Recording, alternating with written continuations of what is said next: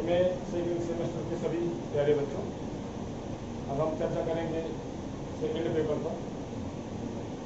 Second paper यानी समकालीन राजनीतिक मुद्दों से संबंधित है। कल हम लोग इस पर चर्चा कर रहे थे निःशस्त्रीकरण एवं शस्त्र नियंत्रण।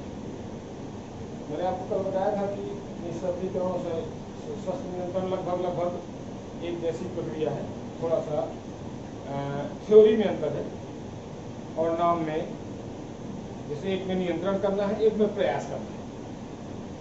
एक में वैधानिक या राजनीतिक किसी भी प्रकार से उसमें कंट्रोल करना है और एक में प्रयास करना है। तो इस प्रकार से दोनों में अंतर था, मैंने बताया था। अब आज हम देखेंगे कि शस्त्र नियंत्रण में संयुक्त राष्ट्र संघ की भूमिका क्या है, क्योंकि मैं आपको इसलिए इस किताब से बाई पॉइंट बता रहा हूँ कि इसमें कोई भी चीज, कोई भी तारीख मौखिक नहीं बताई जा सकती, क्योंकि ये प्रयास अंतर्राष्ट्रीय स्तर का है और अंतर्राष्ट्रीय स्तर पर सारे देशों के सारे संगठन, सारे राजनीतिक प्रयास और साथ में संयुक्त राष्ट्र संघ की भूमिका, इन सारे प्रयासों का एक परिणाम है। इसलिए इसको मैं बाई पॉइंट आपको बताता हूँ और आपको अध्ययन और अध्यापन में भी और सुनने में भी आपको ये सरल हो, इसलिए मैं आपको बाई पॉइंट और बहुत शार्ट में बताने का प्रयास करता हूँ। हालांकि ये टॉपिक बहुत लंबा है, लेकिन मैं आपको शार्ट में बताने का प्रयास करता हूँ। जैसे मैंने कल आपको बताया था कि निःशस्त्रीकरण में युद्ध सामग्री का प्रयोग वर्जित है, यानी निःशस्त्रीकरण, जबकि शस्त्र नियंत्रण द्वारा शस्त्र दौड़ को नियंत्रित करने का एक प्रयास, अर्थात रोकने का प्रयास।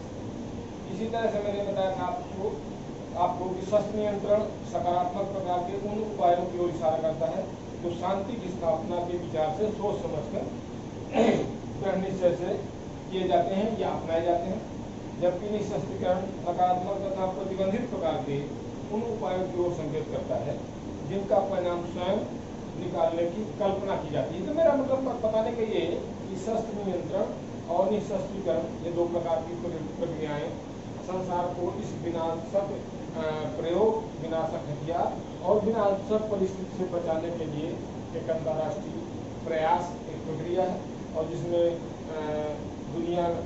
सारी दुनिया कह लीजिए, या दुनिया के सारे देश या दुनिया के अधिकांश देश और प्लस दुनिया के सभी बड़े बड़े संस्थाएं या संगठन और साथ में संयुक्त राष्ट्र संघ इसके लिए प्रयासरत है।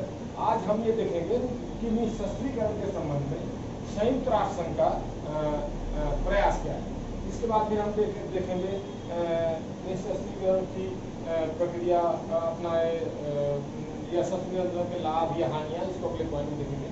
लेकिन आज मैं थोड़ा सा आप लोगों को बताऊंगा कि संयुक्त राष्ट्र संघ की इसमें क्या भूमिका है, तो उसी संबंध में थोड़ा सा मैं चर्चा करूंगा। निःशस्त्रीकरण व शस्त्र नियंत्रण के प्रयास विभिन्न स्तर पर औपचारिक व अनौपचारिक तौर पर जारी रहे हैं। इस समय निःशस्त्रीकरण का विषय अंतर्राष्ट्रीय संबंधों में अत्यंत महत्वपूर्ण विषय रहा है।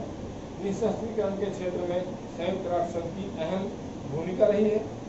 संयुक्त राष्ट्र संघ के द्वारा उठाए गए समय समय पर विभिन्न कदम कुछ इस प्रकार से हैं, यानी निम्नलिखित।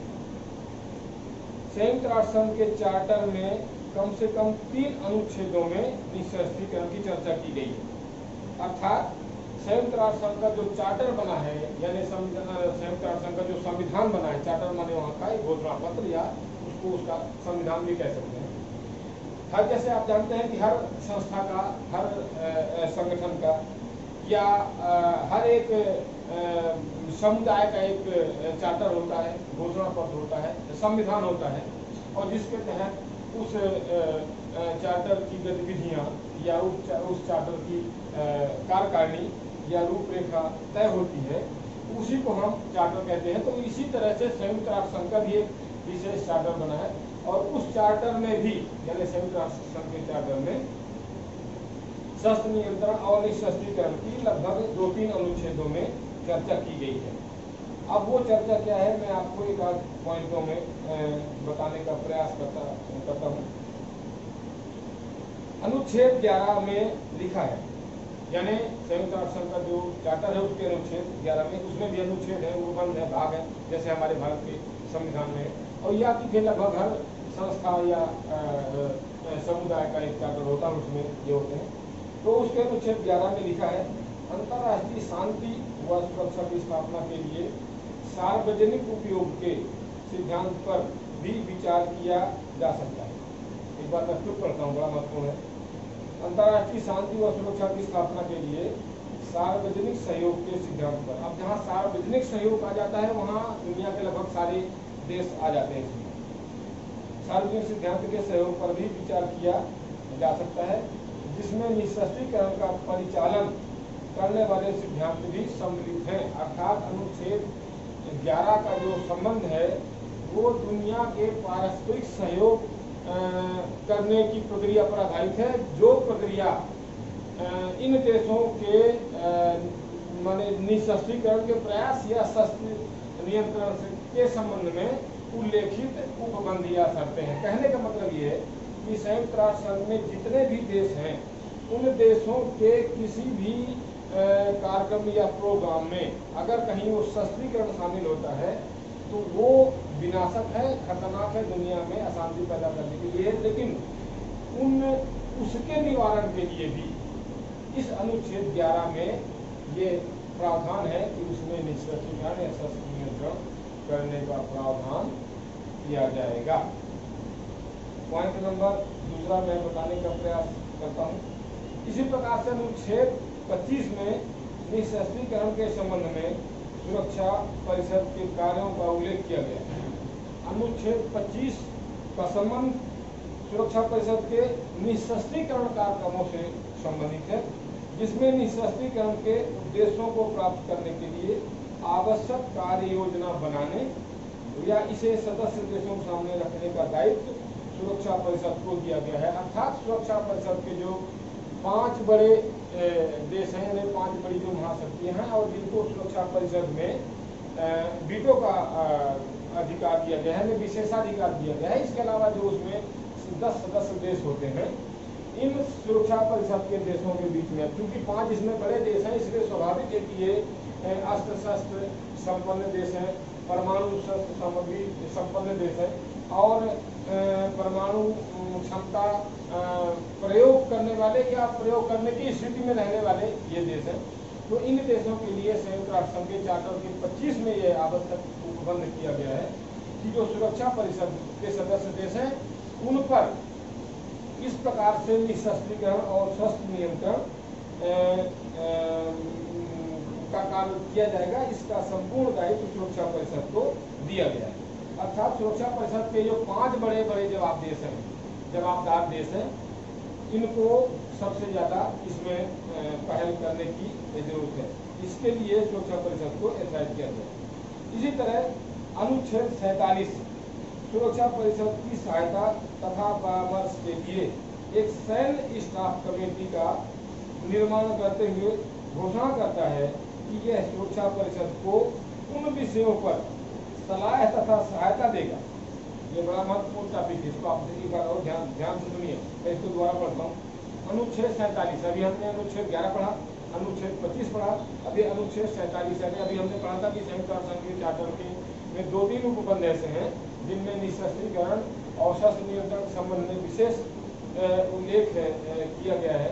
तो उसका ये अनुच्छेद 47 है, जिसमें सुरक्षा परिषद की सहायता तथा परामर्श के लिए, यानी संयुक्त राष्ट्र संघ का जो सुरक्षा परिषद उसकी सहायता परामर्श के लिए एक सैन्य स्टाफ कमेटी का निर्माण करते हुए यह घोषणा करता है कि यह सुरक्षा परिषद को उन विषयों पर सलाह तथा सहायता देगा, उन विषयों पर सलाह तथा सहायता देगा जो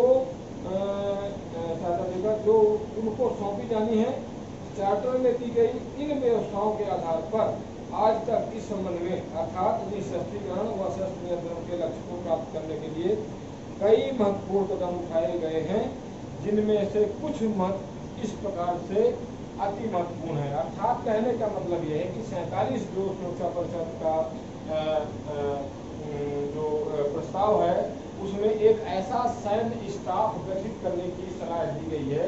यानी संयुक्त राष्ट्र कहता है कि ये जो अनुच्छेद 47 है उसमें सुरक्षा परिषद के अंदर एक सैन्य स्टाफ गठित करने का प्रावधान है, जो समय समय पर निःशस्त्रीकरण या शस्त्र नियंत्रण के संबंध में अपना सहयोग और परामर्श देगा, जिसके बाद इसके सुरक्षा परिषद द्वारा अभी तक कई प्रकार के विभिन्न कार्यक्रम किए गए हैं, जिनका कुछ उल्लेख इस प्रकार से है। मैं एक आध पॉइंट जो मैं आपको बताने का प्रयास करता हूँ। जैसे पॉइंट नंबर फर्स्ट, चार्टर के निःशस्त्रीकरण संबंधी प्रावधान को लागू करने के लिए पहला कदम 15 नवंबर 1945 को उठाया गया। 15 नवंबर 1945 अर्थात नागासाकी और हिरोशिमा पर परमाणु बम गिराए जाने के बाद जो पहला प्रयास किया गया था वो 15 नवंबर 1945 उठाया गया था, जब कनाडा, ब्रिटेन व अमेरिका ने एक घोषणा प्रकाशित करके यह प्रस्ताव रखा था कि परमाणु ऊर्जा के अंतर्राष्ट्रीय नियंत्रण पर कार्य करने के लिए संयुक्त राष्ट्रीय आयोग स्थापित किया जाए, यानी एक अलग से संयुक्त राष्ट्रीय आयोग स्थापित किया जाए। 15 नवंबर 1945 को इस में प्रमुख रूप से कनाडा, ब्रिटेन व अमेरिका ने घोषणा प्रकाशित करके यह प्रस्ताव रखा था कि परमाणु ऊर्जा के अंतर्राष्ट्रीय नियंत्रण का कार्य करने के लिए एक संयुक्त राष्ट्रीय आयोग स्थापित किया जाए, यानी इसका डिक्लेरेशन 15 नवंबर 1945 को किया गया था। मैं यहाँ पर बताना चाहूँगा क्योंकि नवंबर और इसके पहले अगस्त 1945 में अमेरिका ने सेकेंड वर्ल्ड वॉर को खत्म करने के लिए यानी समाप्त करने के लिए जापान पर जो बमबारी की थी और उसका प्रभाव या उसका दुष्प्रभाव दुनिया देख चुकी थी और उसके दुष्प्रभावों से वाकिफ हो चुकी थी। लिहाजा यह आवाज तभी से उसके नियंत्रण के लिए या उसको रोकने के लिए उठाई जानी शुरू हुई थी, क्योंकि इस विनाश लीला को दोबारा पृथ्वी पर वापस न लाया जाए। इसलिए पहला प्रयास जो किया था ब्रिटेन, कनाडा और अमेरिका, स्वयं अमेरिका जो उस परमाणु बम को गिराने का जवाब था, इन्होंने प्रकाशित की थी कि एक ऐसी कमेटी संयुक्त राष्ट्र संघ की बनाई जाए जो ऐसे कार्यक्रमों पर समय पर कंट्रोल, निगरानी या उन पर नियंत्रण कर सके। अगले पीरियड में हम इसको